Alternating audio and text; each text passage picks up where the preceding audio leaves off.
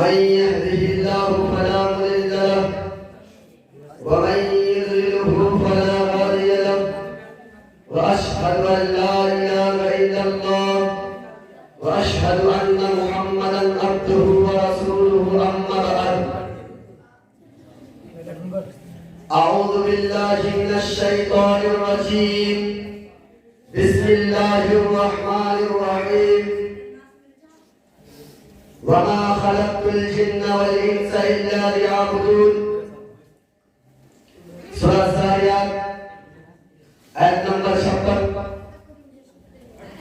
وقال الله تبارك وتعالى في موضع آخر قل هو الله أحد الله الصمد لم يلد ولم يولد ولم يكن له كفوا أحد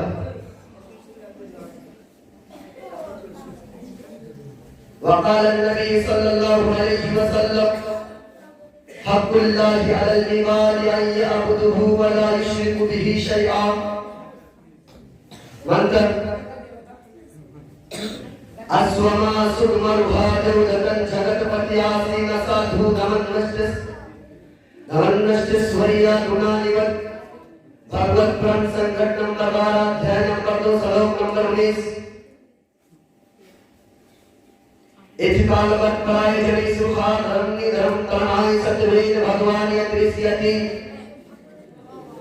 यदा यदा ही धर्म से गलानिदे भवति भारत अभियुततनं धर्म से कलात्मन सृजाय मायाहम् मुअज्जज सामीन कराम हाजिरीन जलसा स्टेज पर जलवाए अफरोज असद जाए कराम और मेरे प्यारे साथियों आज मैं आपके सामने कुरान और वेदों के हवाले की तालीम से मैं आपके सामने चंद मिनट बयान करूंगा। उम्मीद है कि आप दिल थाम कर सुनेंगे।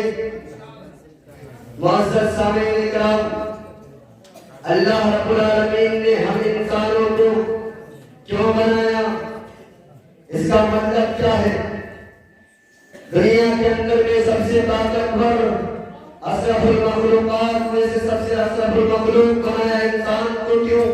इसका जरूर कोई ना कोई मकसद है। तभी तो हमको इस दुनिया के अंदर में सबसे बेहतरीन ढांचे में पैदा किया और मकसद कुरान करीम के अंदर में बयान किया गया है। वमा खलक़तुल जिन्ना वल इंसा इल्ला लियअबुदून, मैं मनुष्य व जिन्नों को मात्र इसलिए उत्पादन किया है, इसलिए पैदा किया है कि केवल मेरी ही उपासना करें। लेकिन जब हम मुआशरे समाज सोसाइटी के अंदर में रह डालते हैं, एक अल्लाह की जगह करोड़ों देवी देवताओं की इबादत किए जाने लगे, एक अल्लाह को छोड़कर करोड़ों बुत खानों में जाकर इबादत किए जाने लगे, एक अल्लाह के साथ हजारों देवी देवताओं की उपासना किए जाने लगे। मसलन हिंदू भाई मंदिरों में जाकर मूर्ति पूजा, कोई कहता है मंदिरों में आओ, कोई कहता है मस्जिदों में आओ, कोई कहता है पानी में डुबकी लगाओ तुम्हारा सारा पाप धुल जाएगा। गलत है मेरे भाइयों, क्योंकि ऋग्वेद के अंदर में कहा गया है देवता सबसी महेशी, तमाम देवताओं का जो एक देव है उसी को उपासना करो। पता ये चलता है कि एक अल्लाह को छोड़कर किसी देव देवताओं के सामने जाकर इबादत करना, उनके सामने हाथ जोड़ना गलत है। अगर सही होता तो रामचंद्र जी अब जब 14 वर्ष के बाद सीता जब उनसे मुलाकात हुई, जब वनवास से घर लौटे तो सीता ने जब पहले मुलाकात उनसे किया तो सीता ने जब उनसे मुलाकात की तो सीता ने रामचंद्र जी को गोद छोड़ने के लिए, पैर छोड़ने के लिए अपने सर को नीचा किया। रामचंद्र जी ने उस वक्त क्या बड़ा वाल्मीकि की रामायण कहते हैं, राम नमः नमः, राम नमः नमः, राम नमः सत्य नमः। ऐ सीता, मैं तेरा राम और मेरा भी कोई राम के ऊपर वाला है, उसकी उपासना कर, उसके सामने जाकर झुक, किसी नेक इंसान के सामने मत झुक, किसी अच्छे इंसान के सामने मत झुक। मैं तो तेरा राम हूँ, मेरा भी कोई राम के ऊपर वाला है, उसके सामने जाकर नम कर। हमारे सामने तुम नम नहीं कर सकती, क्योंकि मैं इंसान हूँ। जब तुलसी ने रामायण लिखी तो उसने राम को भगवान का दर्जा दिया। गलत है, कोई इंसान भगवान नहीं हो सकता, इंसान इंसान है मेरे भाइयों। गलत है किसी के सामने नम करना। ऋग्वेद के दूसरे स्थान पर बयान किया गया है, देवया सबसी महेशी, जो तमाम देवताओं का एक देव है, उसी अल्लाह रब्बुल आलमीन है। इसका मतलब नहीं कि कोई मंदिरों में जाकर मूर्ति पूजे, मसलन हिंदू वाले मंदिरों में जाकर मूर्ति को पूजते, गलत है। इन मूर्ति के सामने ले जाकर तुम मिठाइयाँ रखते हो, उन मूर्ति जिनके सामने तुम मिठाइयाँ में रखते हो, उन मिठाइयाँ की रस को मक्खियाँ चूस जाते हैं, उन मिठाइयाँ को उठाकर चूहे लेकर चले जाते हैं, उन मिठाइयाँ को चूहा खा जाते हैं। उन बुतों के अंदर ये भी ताकत नहीं, तुम मिठाइयाँ जो उनके सामने रखा हुआ है, तुमने जो मिठाइयाँ उनको खाने के लिए दिए हो, वो मिठाइयाँ तो खाने की दूर की बात है, वो मिठाइयाँ जो चूहा उठाकर लेके चले जाते हैं, उन चूहों को रोकने की ताकत नहीं है। तो बुलाओ चंडाल मैदान में काश्मीर से लेकर कन्याकुमारी तक, आसमान के नीचे जमीन के ऊपर जितने भी ओम बाबा नले बाबा है, सबको बुलाओ और एक एक करके कहो जो चूहा को मिठाइयाँ को लेके जा रहे हैं, रोकने की ताकत है तो कहो उसे रोकने के लिए। अल्लाह वही है, वही अल्लाह तुम्हारा रब है, वही अल्लाह तुम्हारा रब है, जो वही अल्लाह तुम्हारा रब है। और उसको छोड़कर जो जिसको तुम पुकारते हो वो तुम्हारी आवाज को नहीं सुन सकता। अगर सुन भी ले दिल मर्ज को तुम्हारी कोई मदद नहीं कर सकता।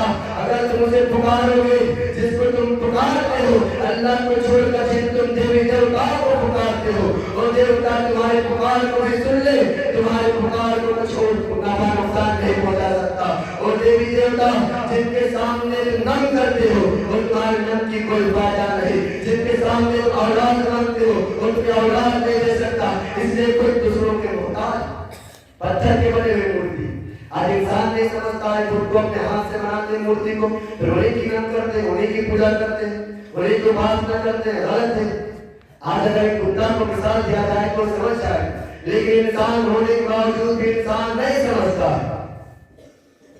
मतलब अगर एक कुत्ता के सामने पत्थर के बने हुए मूर्ति को, यानी पत्थर के बने हुए चूहा को कुत्ता के सामने रख दिया जाए और उसे कहा जाए, अगर उनको कहा जाए कि पत्थर के बने हुए चूहों को खाए और हर एक खाना हमारा नहीं करेंगे, कुत्ता ये जानता है कि पत्थर के बने हुए चूहा है, हम इनको खा नहीं सकते। इंसान नहीं समझता है कि पत्थर के बने हुए मूर्ति को हम गलत है। अरे इन सारी बातों को जब अगर हिंदू के गुरुओं से कहा जाए तुम्हारे धर्म के गुरु कौन थे नहीं बता सकते, इसलिए कि किसी गुरु पर किसी नबी पर कोई ईमान ही नहीं रखते हैं। वो तो ये समझते हैं कि हमारे धार्मिक किताबों के अंदर में तो कोई गुरु किसी नबी किसी ऋषि मुनि का नाम ही नहीं लिया गया है। जैन धर्म के गुरु बिल्कुल इनकार कर देते हैं और साफ कहते हैं हमारे धार्मिक किताबों के अंदर में कोई नबी ऋषि मुनि का नाम ही नहीं लिया गया है। नबी को दूर के बाद किसी इंसान का भी नाम नहीं लिया गया। मैंने उनको कहा कि अच्छा बताओ तुम कौन से किताबों का ईमान लेके आते हो। उन्होंने एक किताब का नाम बताया, मैंने उस किताब का एक मंत्र को पढ़कर जब सुनाया, उसका तर्जुमा ये है कि ऐ इंसान ऐ मनुष्यों, तू इबादत नहीं कर सकता है मत कर, तू रोजा नहीं रख सकता है मत रख, तू ज़कात नहीं दे सकता है मत दे, तेरे लिए अरहम ही काफी है। अरहम कौन है? अरहम का माना सिफारिश करने वाला। पता ये चलता है सिफारिश करने वाला आखिर नबी ही सिफारिश करेगी। अगर आखिर के दिन में किसी की सिफारिश चलेगी आखिर नबी की चलेगी, उसके अलावा किसी की वकालत नहीं चलेगी। पता ये चलता है कि जैन धर्म के किताबों के अंदर में भी आखिर नबी का जिक्र किया गया है। उठाओ खबर उनके अंदर में बताया गया है हर इंसान को सुख होता है, हर इंसान के इस फर्क का पाया जाना जरूरी।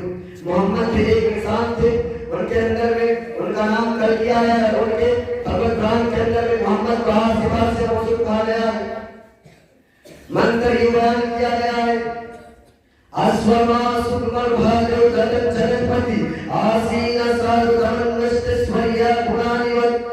आठ सिफात से मौसूफ सैयदना आलम जनाब मोहम्मद रसूलुल्लाह सल्लल्लाहु अलैहि वसल्लम देवताओं के जरिए दिए गए तेज घोड़े पर सवार होकर शरीरों को अंत करेंगे, उस शरीरों को हराम कर देंगे, उस शरीरों को मारेंगे। और कलगी के बारे में जो बात जिक्र किया गया है, यही बात जनाब मोहम्मद रसूलुल्लाह सल्लल्लाहु अलैहि वसल्लम पे भी साबित होती है। तो उन्होंने जब आया तो उन्होंने भी खात्मा किया तो बड़े लोगों का ही किया।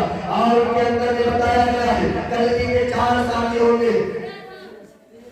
कल्कि के 4 साथी होंगे, और 4 साथी कौन होंगे? 4 साथी मोहम्मद के भी हुए थे। उमर, अबू बकर, उस्मान और अली, 4 साथियों ने मिलकर मोहम्मद के साथ दिए, उनकी मदद किए, हर हालत में उनकी मदद किए। और मंदिर के अंदर में बयान किया गया है कि हे देव, 4 मददगार के साथ मैं कल की कार्यक्रम करूंगा। कार्य से मुराद शैतान लिया गया है। मंत्र यूं है, चतुर्भुज करिष्यामि करिष्यम, हे देव 4 मददगार के साथ मैं कल की कार्यक्रम करूंगा। और मोहम्मद ने भी कार्यकांत किया था। मोहम्मद ने भी खात्मा किया तो बड़े लोगों का किया। मेरे भाइयों, और मोहम्मद कब पैदा होंगे? जब मजहब की किल्लत होती है और ना मजहब की ज्यादती होती है, तब तो औलाद नबी होता है। आप देखना है किसी हालात के बाद नबी दुनिया में आता है, क्या वो हालात गुजर चुके हैं या गुजर रहे हैं या गुजरेंगे, तो पता ये चलता है आखिरी नबी कलयुग में होगा। कलयुग के कुछ गुजर जाने के बाद आखिरी नबी होगा। मेरे भाइयों, आखिरी नबी के हालात बताए गए। जब दुनिया में बहुत ज्यादा जुल्म जलन फैल जाएगी, उस वक्त आखिरी नबी आएंगे। आज जब मोहम्मद के पैदा होने से पहले दुनिया मुफस्सिर के अंधेरों में भटक रही थी, इंसान खुदा को भूल चुका था, खुदा की हिदायत से नावाकिफ थे, खुदा के रास्ते से हटा हुआ था। जुल्म और ज्यादती हर तरफ आम थी। जुल्म को जुल्म, गुनाह को गुनाह समझने का एहसास तब खत्म हो चुका था। ऐसा खतरनाक माहौल था, और ऐसे खतरनाक माहौल में अल्लाह के रसूल सल्लल्लाहु अलैहि वसल्लम मबूस किए गए। हक की तरफ बुलाने वाला अकेला थे, खुदा के रास्ते की तरफ पुकारने वाला अकेला थे। कोई उसके साथ कोई साथी नहीं था, कोई दुनिया में ताकत नहीं थी, कोई फौज नहीं था, कोई लश्कर नहीं था, रुपया पैसा माल और दौलत नहीं था, अजीज व इकराम नहीं था। हक की तरफ बुलाने वाला अकेला थे। जब आप सल्लल्लाहु अलैहि वसल्लम ने दीन तौहीद का प्रचार किया, एकदम मोहम्मद जिनके नाम से का प्रचार किया, तो सारे लोगों ने आप सल्लल्लाहु अलैहि वसल्लम पर जुल्म करने लगे। रिश्तेदारों ने रिश्ता तोड़ लिया, अपने पराए हुए घरवालों ने गैर बताने लगे। हर तरफ से आप सल्लल्लाहु अलैहि वसल्लम की आवाज दबाई गई, आप सल्लल्लाहु अलैहि वसल्लम की आवाज दबाई गई। जब आप सल्लल्लाहु अलैहि वसल्लम और उनके साथियों को सिर्फ करने पर मजबूर न कर सका, तो अल्लाह उनके रसूल सल्लल्लाहु अलैहि वसल्लम के साथियों को मक्का छोड़कर मदीना जाने पर मजबूर कर दिया। अल्लाह के रसूल सल्लल्लाहु अलैहि वसल्लम सारी तकलीफें सहते रहे, और वो कहते रहे कि आपका आफताब ज्यादा देर तक बादल में छिपा नहीं रह सकता। एक जमाना ऐसा आएगा जब खुदा तुमको बुलवा देगा, किसी पैगंबर को तुम आरिफ और चीर दोगे, किसी पैगंबर के रोज को लोहे की लकड़ी से चीर दिया जाएगा, मगर फिर भी आपको नहीं छोड़ेगा। अल्लाह के रसूल सल्लल्लाहु अलैहि वसल्लम ने इस दीन तौहीद के काम को कुछ ऐसे अंजाम दिए जिसकी वजह से आज हम अपने आप को मुसलमान कह सकते हैं। आज के दुनिया में मुसलमानों को शर्म नहीं आती, इतनी कशीर तादाद में होने के बावजूद भी आज हम अपने आप को सुस्त, काहिल और कमजोर साबित कर रहे हैं। आज इतनी कशीर तादाद में होने के बावजूद भी आज मस्जिदों को मंदिरों में तब्दील किया जाता है, मदरसों में ताला लगवाया जाता है। आसाम के अंदर में 350 मदारिस के अंदर में ताला लगवाया गया। क्यों हुआ? क्योंकि आज हम अपने आप को भय बिल्ली साबित कर रहे हैं। इनकी मिसाल एक बकरी की तरह है। जैसे कोई बकरी भेड़ को देखती है, उसका पेट का पानी हिल जाता है।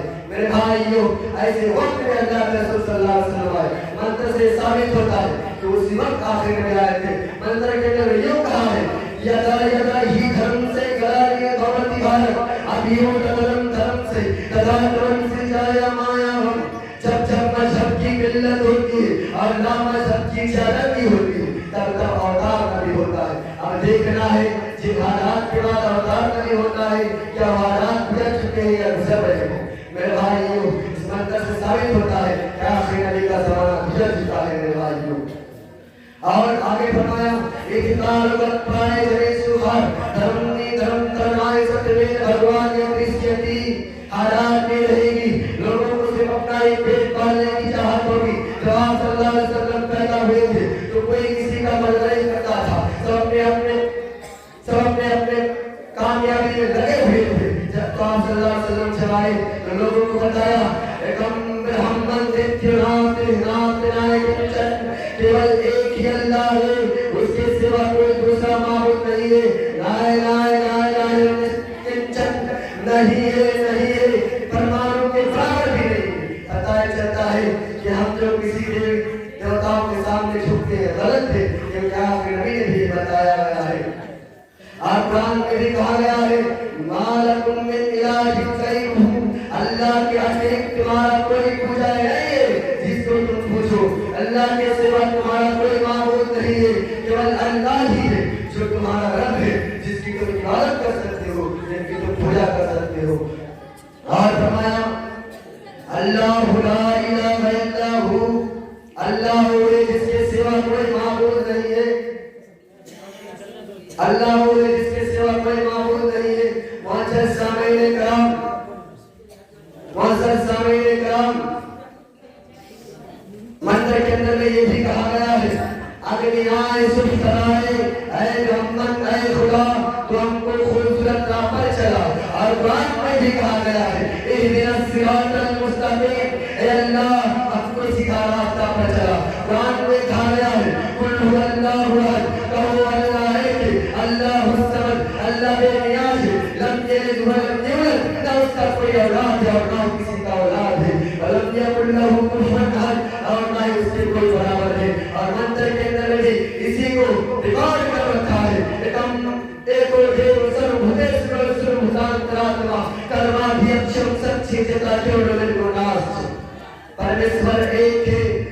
कुरान में भी कहा गया है, कुल हुवल्लाहु अहद, कहो अल्लाह एक है। और मंत्र में भी कहा गया है, एको देव सर्वभूतेश्वर, परमेश्वर एक है। परमेश्वर से मुराद यहाँ पर अल्लाह लिया गया, यानी अल्लाह एक है, सभी जानवरों में मौजूद है, अमल का मालिक है और सब कुछ सुनने वाला है, हर वक्त से बुलंद है। मेरे भाइयों, अब मैं यहीं से अपनी बातों को खत्म करता हूँ। आखिर में अल्लाह रब्बुल आलमीन से दुआ है कि अल्लाह रब्बुल आलमीन हम सब मुसलमान भाइयों को एक अल्लाह रब्बुल आलमीन की उपासना करने तथा उनकी